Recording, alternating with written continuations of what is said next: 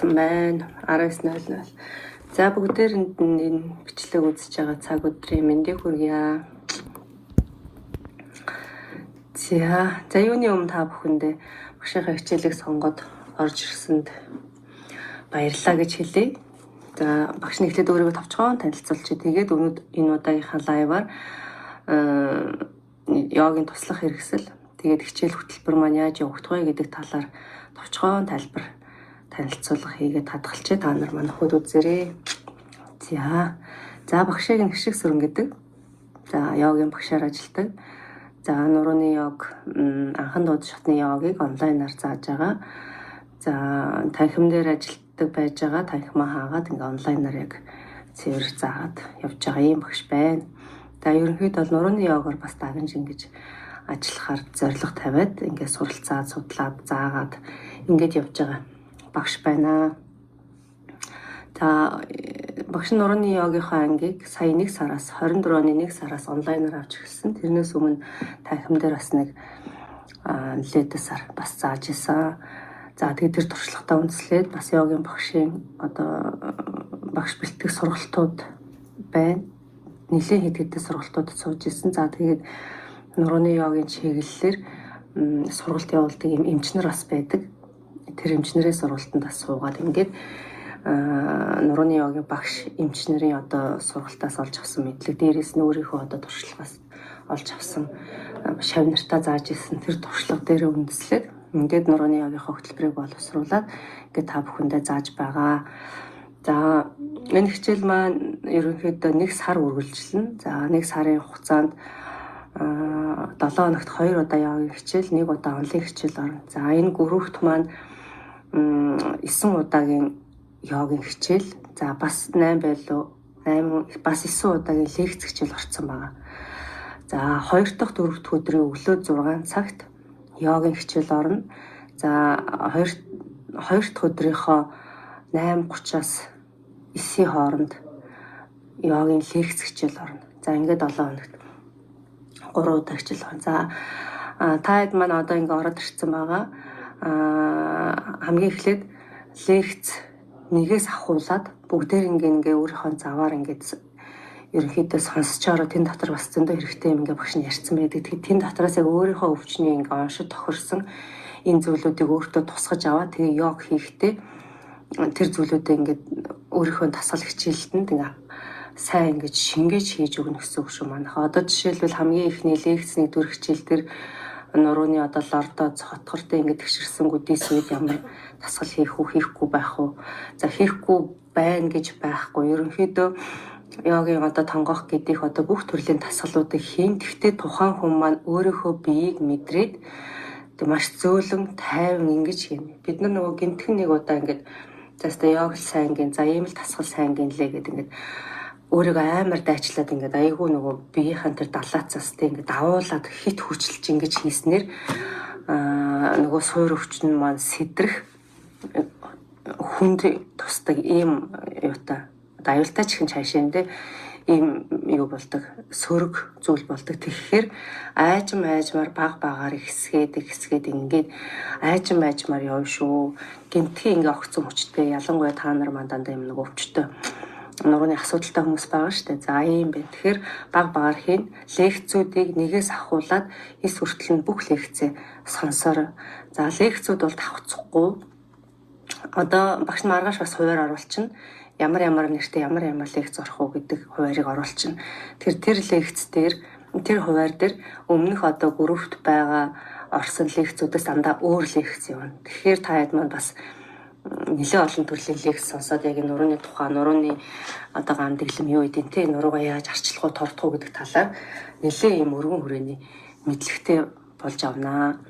За 7 хоногт 2 удаа йогийн хичээл орж байгаа. Тэр нь ямар учиртай вэ гэхээр ерөнхийдөө бидний нуруу ингээ өвчтөй ийм зовиртой байгаа хүмүүс учраас бас өдөр болгон йогийн дасгалыг яг эхлээд хийж байгаа хүмүүс өдөр болгон хийхээр жоохон ядраад тэгдэг. Тийм болохоор 7 хоногт 3 удаа гэж явдаг. За 2 удаа багш нь ороод 1 удаад нь йогийн хичээлийн нэгээс ахуулаад ингээд хийн. За өөрийгөө бид нар сайн мэдрэх хэрэгтэй та хэд маань. аюулгүй сайн мэдрээд миний би энэ ачааллыг дагаад дийлж гинэ гэж бодож ивэл багшийнхаа орох 2 хичээл дээр нэмээд за 2 дахь 4 дахь өдөр орно шүү дээ. Тэнгуут нь 1 дахь 3 дахь 5 дахь өдөр өмнө орсон байгаа ингээд 8 9 хичээлээс 1 2 3-аас нь ахуулаад ингээ хийж болно. Тэгтээ өөрийг аюу сайн мэдрэх хэрэгтэй. За нэгт хоёрт болохоор зэрэг яг хөө тэгж хийж болно. Харьцангуй ингээд өвчнөд ингээ гайгүй хүмүүс байвал бас энэ дасгалууд маань бас нэлийн зөөлөн хөнгөн ордог дасгалууд шүү манайха. Нурууны йогийн дасгалууд угаасаа маш зөөлөн, сонголт голдуу, ийм удаан барьсан булчин сунгасан ийм дасгалууд түлхүү ордог. Түүнээс биш бусад нөгөө йог шиг тийм нөгөө хүч шаардсан тий тэсвэр шаардсан за далаа цэгтэй тий хөдөлгөөний юм далаа цэгтэй ийм дасгалууд бол нурууны йог дээр ордоггүй. Хэдүүлээгээ орох дасгал бол маш зөөлөн, маш аядуу зөөлөн удаан ингэж явах тэгээд дасгалууд байгаа. Багаар. За тэгэхээр энэ дасгалууд маань зарим хүнд нь яг таарна. Зарим хүнд нь арай хөнгөн санагдаж магадгүй өвчлөл багтаа юм хүмүүс байгаа тий. Арай нэг гайгүй баг. За ийм хүмүүст маань хөнгөн санагдаж магадгүй. Хүнд бол угаасаа биш байгаа. Таарж байгаа хүмүүс маань энийг ингээ хийгээл ингээд өдөр болгон нөгөө багшийнхаа орж байгаагаас гадна дахиад нөгөө архив байгаа хичээлүүдээс хийгээд өдөр болгон хийж болно. Гэхдээ өөрийгөө мэдрэх хэрэгтэй байх нь тий. Ямар нэгэн зовирлохгүй ингээд тохироод хараад нэрээ болохоор юм биш үгээд бодогдоод ингээд биед нь мэдэрдэг байгаа хүмүүс бол өдөр болгон хийж болно. За ер нь ингээд удаан юм зөөлөн алгуур тайван дасгалууд байгаа учраас нөгөө өвчлөл багтаа хүмүүст хөнгөн санагдсан. За тэр хүмүүс маань нэг сар явж үзээд үнэхээр ингээ хөнгөн зөөлөн байвал йогийн анхан дунд шатны ангид орж болно. Яагаад гэвэл би энэ бас тэр зэргийн ачааллыг авах юм чадвартай байгаа учраас жоохон төвшин ахиулал ингээ ордорч болно. Болоод ингээд яг энэний ингээд хаарад энэс илүү хүнд хийх боломжгүй байвал энэ дасгалуудаа хийгээд яваад иж болно гэсэн үг. За тэгээд 7 хоногт чадчихвэл ингээ 3 удаагаа хийн бүр ингээ чадаад үнэхээр ингээ биеийн дийлжээвэл өдөр болгон архив хичээлүүдийг хийгээд иж болно шүү манайхан. За ийм байна. За лекцүүд бол угаасаа ингээ 9 дээр дахиад 9 хичээл орж ирнэ. За одоо багш та нарт нөгөө юу хэрэгтэй яах ёстой гэдэг ямар зүйл бэлдэх вэ гэдэг талаар товчхон мэдээлэл өгчихье. За йог хийж байгаа учраас бүгдээр нь хамгийн эхлээд нөгөө юу байх ёстой шүү. Туслах хэрэгслүүд гэж байдаг. Йогийн туслах хэрэгслүүд гэж байдаг. Тэрийгээ бүгдээрээ заавал бэлдээрээ. Хамгийн эхлээд гудас үнтэй угаасаа. Гудсан дээр хийн. За зориултын гудсан дээр хийн шүү. Зориултын гудсан дээр хийхгүй ингээд нэг гэрте байгаа зарим хүмүүс маань нөгөө нэг гэрте байгаа юм хүмүүс ашиглаад нэг ор дэрний гудс мутсан дээр ч юм ингээд хевсэн дээр ч юм уу даав маа дэвсэж байгаад ингээд хийгээд байдаг. Тэгэхээр тэр маань нөгөө шаардлага хангахгүй бид нар ингээд жоохон ч гэсэн дасгал хийж байгаа учраас тодорхой хэмжээний ингээд нэг хөлс мөлс гарна. Тэгээд ингээд гар хөл ингээд хөлөрхөөр тэр даавн дээр ингээд халтраад унчих гадчихдаг ч юм уу те ингээд нэг тухгүй ийм мэдрэмж байгаад байдаг учраас заавал зориултын ийм зуралттай гудсан нэр хийн. Тэгээ заавал тийм нэг үнэтэй цайтай жоохоо боломжийн ингээ өвдөд тохирсон юм нэг гудснууд байдаг штэ гадуур зөндөө зарч. За тийм гудстай байна. Манайхны зарим нь бас багштай биччихсэн юм авцсан, гудсан авцсан, блок авцсан, одоо уяа авах юм байна, дутуу авсан байна гэд ингээд багшууга бичээд байгаа. Тэгэхээр эхлээ гудсаа бэлтнэ. За энэ йогийн туслах хэрэгслүүд маань яагаад ингэ заавал хэрэгтэй байдаг вэ гэхээр бидний хичээлтийг одоо энэ хичээл гэдэг байгаа йогийн хичээлийн маань үр дүнтэй тий бидний үр дүнтэй болгож өгөх тэгээ бидний биеийг нөгөө амрааж өгөх бид нар чинь багшин дараа чинь хичээл дээр ч гэсэн ярина. Гэхдээ энэ сард ярихгүй байх. Стрессээс үүдэлтэй нуруу өвддөг байхгүй юу? Тэгэхээр бид нар тайвширж амарснараа бидний нуруу өвдөх бас нэг тайвширч амарснараа нуруу өвдөхгүй болох бас нэг юм том шалтгаан байдаг. Нуруу өвдөж байгаа бас нэг шалтгаан стресс байх гэдэг шүү. Тэгэхээр энэ туслах хэрэгслийг ашиглаж дасгалаа зөв хийснээр тайвширч амарна. Тайвширч амарч чадах юм бол бас нурууны өвдөлт багасдаг юм талтай. Тэгэхээр эдгээр зүйлүүдийг бас сайн анхаарах хэрэгтэй. За та нарт бас нэг зүйл байна хэлгээ марцсан багш. Ер нь ингээд ингэдэг зүгээр болох уу гэж шууд таад маань асуугаад байгаа тий. Йог хийгээ зүгээр болох уу гэд асуугаад байгаа. Тэгэхээр энэ дэр багш нас тайлбар өгье. Бид нар нуруугаа өвдүүлээд ийм болтлоо, зарим нь хагалгаанд ортлоо, зарим нь хагалгаанд орох хүртлээ, зарим нь бүр ингээд баган нурууны ингээд бүтцээгээ гажиг буюу ингээд багш ч гэсэн ялгаахгүй. Тийм болсон ингээд хотгорн тэгшэрдэг, тэгш байдаг юмд бүр ингээд гүдийдэг те, мөрийдэг, хазаадаг, суулт гулсалт гэдгсэн жорын юм өвчтөй болчиход байна шүү дээ. Энэ болтлоо бид нар ямар цаг хугацаа зарлаа те. Буцаагаад эрүүл болохын тулд бид нэр тэдийн хэмжээний цаг хугацааг зарцуулнаа. 1-2 сар йогоор хичээлээд юм уу 1-2 сар дасгал хийгээд зүгээр болохгүй. Энийг бол багш шууд хэлнэ. Тэгэхээр зүгээр болох уу гэж асуугаад байдаг маань айгуу тийм өрөөсгөл ойлголт шүү манайхан. Тэгээ йог бол эмчилгээ биш штэ. Тэрийг айгуус ойлгоорой. Йог бол эмчилдэг тийм шууд ангаага зүгээр болгочдөг зүйл биш. Эмчилгээг дэмждэг ийм туслах юм зүйл байгаа. Гэхдээ сүүлийн үед маш олон судалгаагаар маш олон кейсээр нурууны йог болон ингийн йог хийснээр нуруунд маш сайнэр нөлөөлж яах гэдэг нь эмчнэр маш сайн ингээд ойлгоод эмчнэр өөрсдөө хүлээн зөвшөөрөөд йог хийгээрэй гэдэг болчиход байгаа шүү дээ тий. Тэгэхээр энэ эмчилгээ болон урьдчилан сэргийлэх арга юм шүү. Эмчилгээний зүгээр нэг туслах арга. Түүнээс биш йог хийгээд зүгээр болно гэсэн ойлголт байхгүй. Хамгийн гоё зүйл нь юу гэхээр улам одоо муудахгүй яг тэр байранд нь барина гэсэн үг. Тэгээ өвдөлтгүй явж чадна, зовиргүй явах юм боломжтой болно. Баг багаар сайжрна, баг багаар засарна. Гэхдээ тэрийг тууштай хийж иж. Бид нар нуруугаа өвдүүлэхийн тулд хэдэн жил зарцууллаа буцаагаад эдгэхийн тулд төдийн хугацаа хэрэгтэй. Гэхдээ йог бол заавал яг тэдэн жил гэдэг шиг байхгүй. Тохирсон таарсан хүндээ бол 1 сарын дотор ч гэсэн үр дүнгээ өгдөг. 2 удаа хийгээд ч гэсэн хүмүүс нэрээ энэ ч арай бас арай өөр байгаад байна уу? Тэгэд ингээд нэрээ өвдөлтөнд хамдаад шүү гэд ингээд тэгдэг. Тэгэхээр йог бол зөв хийгээд таарсан юм олоод хийх юм бол 1 удаа хийгээд ч үр дүнгээ өгдөг юм гайхамшигтай зүйл. Тэгэхээр та хэд маань зүгээр болох уу гэж асуух нь одоо бас жоохон өрөөсгөл болчиход байгаа байхгүй юу? Энэ бол зүгээр биеийг нөгөө сэргээн засдаг нэг хэсэг, нэг одоо зүйл байгаад байгаа йог нь. Яг тэр ангаахын одоо зүгээр болгодог те шууд ингээд эрүүл болгодог тэр арга ангаахын шинжилгээ ухаанаар л яригдах байна. Йог бол нэмж өвчлүүлэхгүй барьж болно. За тэгээд айжмдаа баг багаар сэргээн засдаг ийм зүйлээ. За тэгэхээр ямар цаг хугацаа шаардлагатай вэ гэхээр тууштай тогтмол. Ерөөсөө нуруу өвдөж байгаа хүмүүс бол энэ дасгал хөдөлгөөн гэдэг зүйлийг ингээд тууштай бид нар өглөө хосоо цайгаа уугаад шүдэ угаагаад ажилдаа явдаг шиг өглөө хосоо тий өдөр бүр энэ дасгалыг багтаа 30 минут 15 минут бүр заавал зайшгүй хийж явах хэрэгтэй. Бүр амьдралын ингээд зуршил олох хэрэгтэй. За ихэнх хүмүүс нөгөө 2-3 сар, за 1 сар, 2 сар яваад гайгүй болдог. Ихэнх нь гайгүй болдог. Гайгүй болонгот нөгөө энэ ч гэсэн юу юм бэ? Зүгээр юм байна. Зүгээр болчлоо. Миний нуруу зүгээр болчлоо гэд хаяа явчихдаг. Нөгөө танхим дээр ялангуяа алга болчихдаг. Тэгээ 3 сар явна. 3 сар явж байгаад буцаад өвдлөөгээд 4 сарын дараагаас буцаад ороод ирдэг.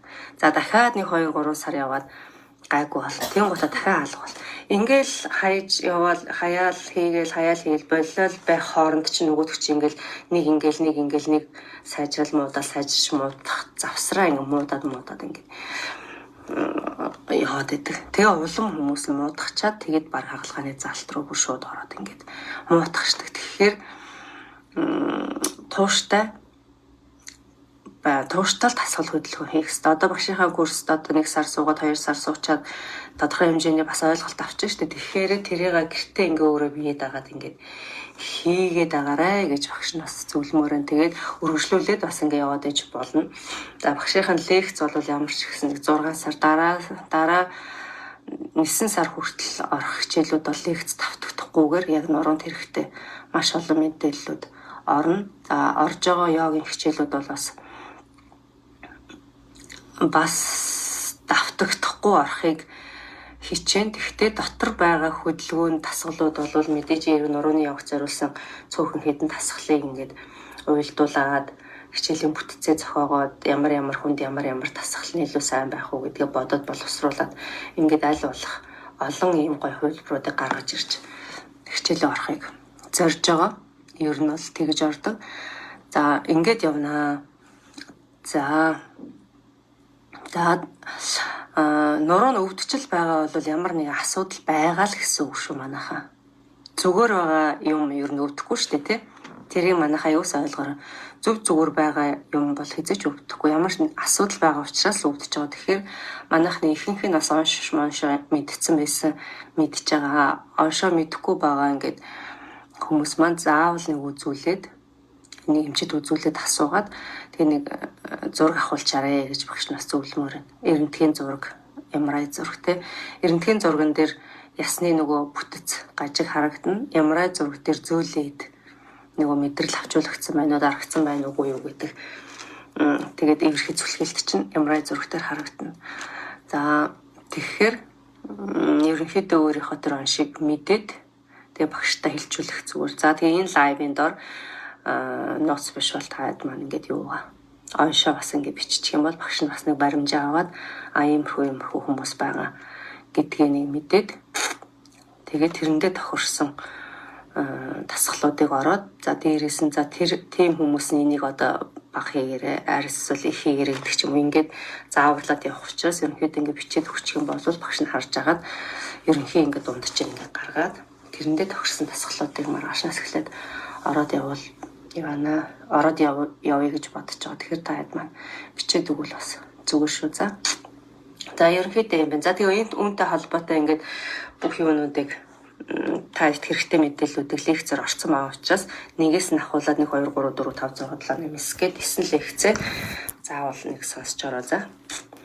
За нөгөө туслах хэрэгслүүд гэж байгаа. За туслах хэрэгсэл маань бид нарын йогийн хичээлтийг сайжруулдаг гэсэн тий. За тэгээд бид нар йогийн хичээлийг дандаа нэг удаан барьж булчингаас хунгах ийм хичээлүүд хийн. Тэгэхээр энэ йогийн туслах хэрэгслүүд маань тэр барих, сунах тэр процессыг маань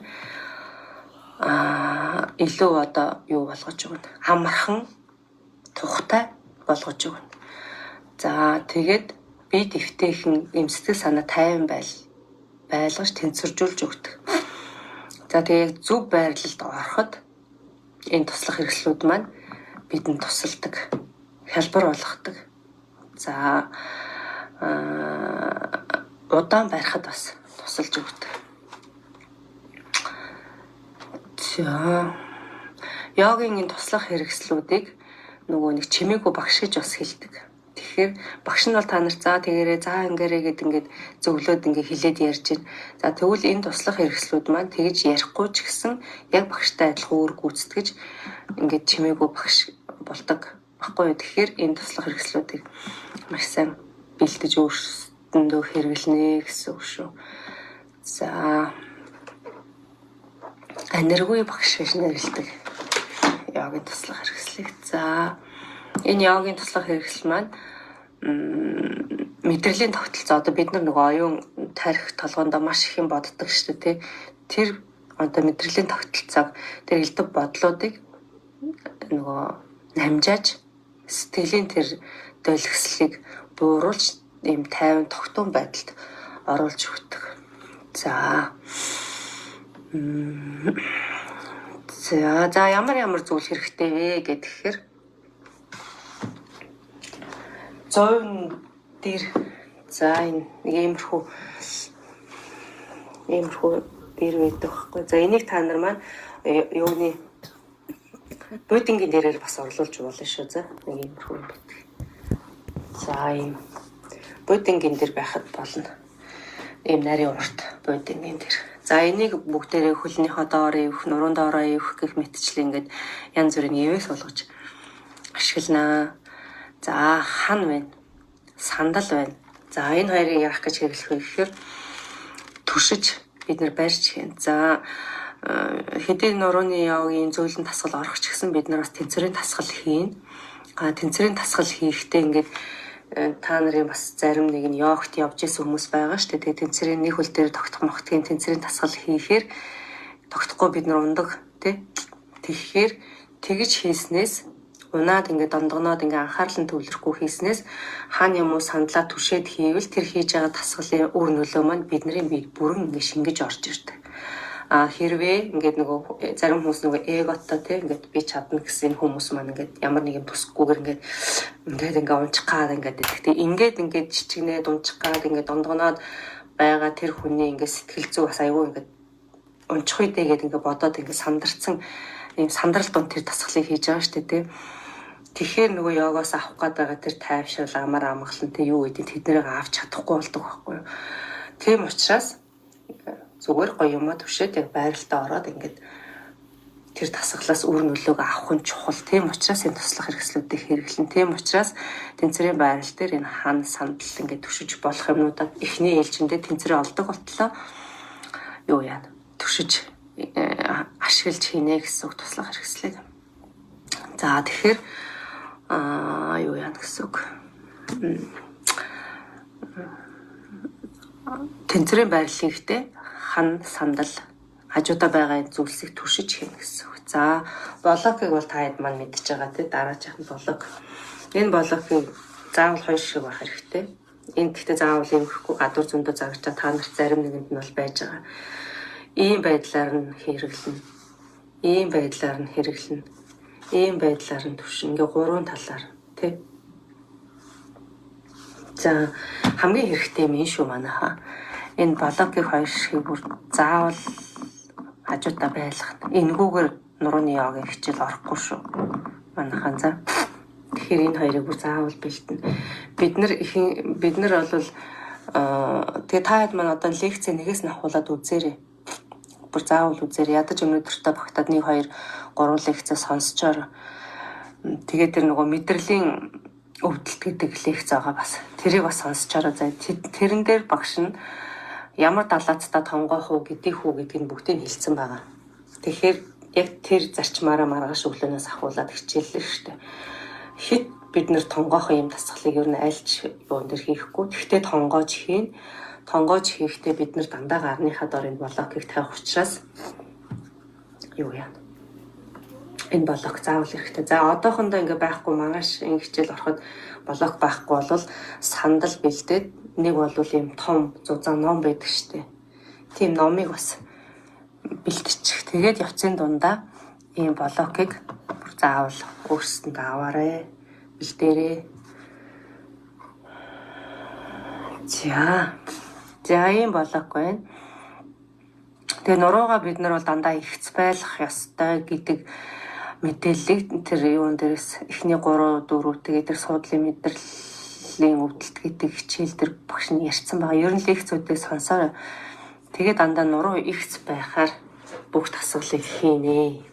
Ярьсан байгаа учраас багш нь тавтахгүй байгаа. Тэрний оронд өөр шинэ мэдээлэл өгье гэж бодоод би энэ хөтөлбөр энэ сарынхаа хичээлийг төлөвлөсөн байгаа. Тэгэхээр та хэд маань хөхөд тавтаад сонсон заавал. За энэ блок хэрэгтэй. Хүнжил, нугалсан хүнжил альчуур хэрэг болно. За ийм нэг ханы альчуур шиг ийм альчуур байж болно. За бид нар өвдөг үе мөч өвддөг гэдэг ингээд асуудалтай хүмүүс байгаа шүү дээ. Ер нь тийм биш байсан ч гэсэн ер нь нөгөө өвдгөлсөн байрлалуудыг бас хийдэг. Тэгэхээр хамгийн эхлээд энийг өвдгөн доороо ингэж гоё ивж өгдөг, нөмөрдөг, нуруун доороо ивдэг, дахим те буглах одоо хүзүүн доороо гэдэг ингээд ивэс байдлаар ашигладаг. Учираас энэ хүнжил альчуур заавал хэрэгтэй. Тэгээд өөр бусад байдлаар ч гэсэн энийг ашигладаг. Учираас нэг иймэрхүү альчуур зузаах хэрэгтэй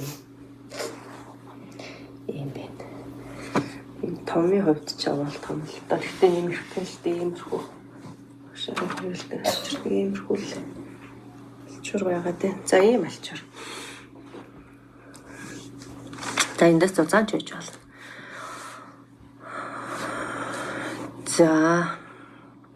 За ивэс байдлаар ашиглаж болно энийг. За йогийн бүс гэж байгаа.